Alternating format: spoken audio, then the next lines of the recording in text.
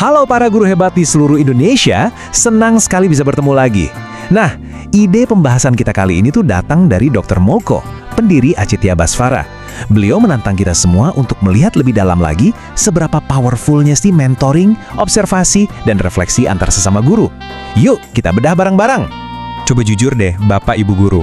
Pernah nggak sih merasa kayak ngajar sendirian di sebuah pulau terpencil, ditemani sama tumpukan tugas siswa yang rasanya nggak ada habisnya? Saya yakin kita semua pasti pernah ada di posisi itu, ya Dan? Tapi, gimana kalau ternyata sumber pengembangan diri terbaik kita itu sebetulnya deket banget? Cuma beberapa langkah aja, di ruang kelas sebelah. Hari ini, kita bakal buka pintu itu lebar-lebar. Pintu menuju pertumbuhan lewat kolaborasi, mentoring, dan observasi rekan sejawat. Oke, kita mulai ya. Jadi, dalam beberapa menit ke depan, ini yang akan kita bahas. Pertama, kenapa kolaborasi itu penting banget? Terus, bedanya mentoring sama observasi itu apa sih? Lalu kita masuk ke teknisnya, siklus observasi formatif itu gimana?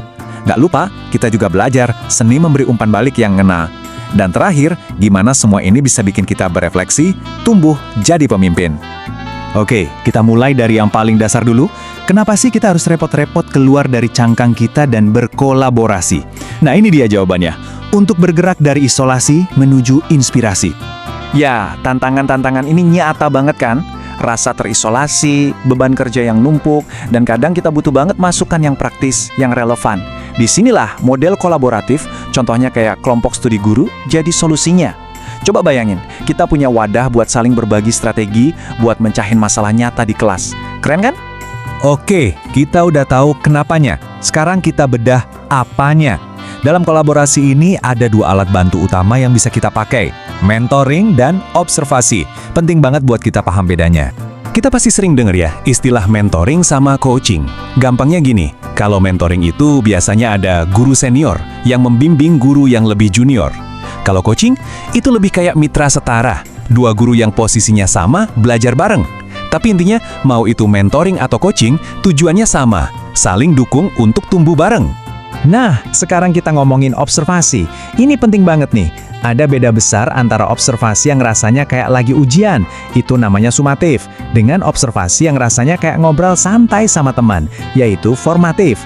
Yang kita bahas hari ini, yang akan kita dalami, itu yang kedua. Tujuannya buat pengembangan, bukan buat penghakiman. Jadi, gimana sih cara kerja observasi formatif ini di lapangan? Gimana prakteknya? Yuk, kita bedah langkah-langkahnya satu persatu. Coba deh perhatikan diagram ini. Prosesnya itu jelas banget dan sistematis. Semuanya itu berawal dari kesepakatan bareng, lalu muter dalam 3 tahap yang simple ini. Pertemuan pra-observasi, observasinya sendiri, dan pertemuan pasca observasi. Anggap aja proses ini tuh kayak tarian 3 langkah. Pertama, kita merencanakan tariannya bareng-bareng. Kedua, kita menari, saling mengamati dengan semangat mendukung. Dan ketiga, kita duduk bareng lagi buat refleksi, ngobrolin apa yang tadi kita lihat dan rasakan. Nah, yang paling krusial di pertemuan pertama ini adalah guru yang diobservasi itu yang pegang kendali. Dialah yang jadi kaptennya, dia yang nentuin fokusnya apa. Mungkin dia penasaran, penggunaan tabletku di kelas udah efektif belum ya? Atau gimana ya caranya biar anak-anak di barisan belakang lebih aktif? Ini semua tentang kebutuhan dia, bukan agenda orang lain. Dan kita sampai di momen yang paling menentukan dari seluruh proses ini, yaitu pertemuan setelah observasi. Disinilah keajaiban itu bisa terjadi.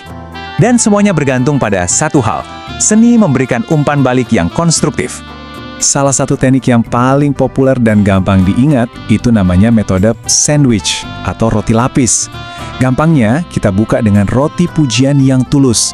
Lalu di tengahnya kita kasih isiannya, yaitu saran untuk perbaikan yang spesifik. Terus kita tutup lagi deh dengan roti penguatan yang positif. Tapi metode sandwich itu baru permulaan. Kita bisa membuatnya jauh lebih berdampak. Kuncinya, gunakan bahasa yang suportif dan penuh rasa ingin tahu. Jadi, kita bukan menghakimi, tapi kita bertanya. Kita bantu teman kita menemukan jawabannya sendiri.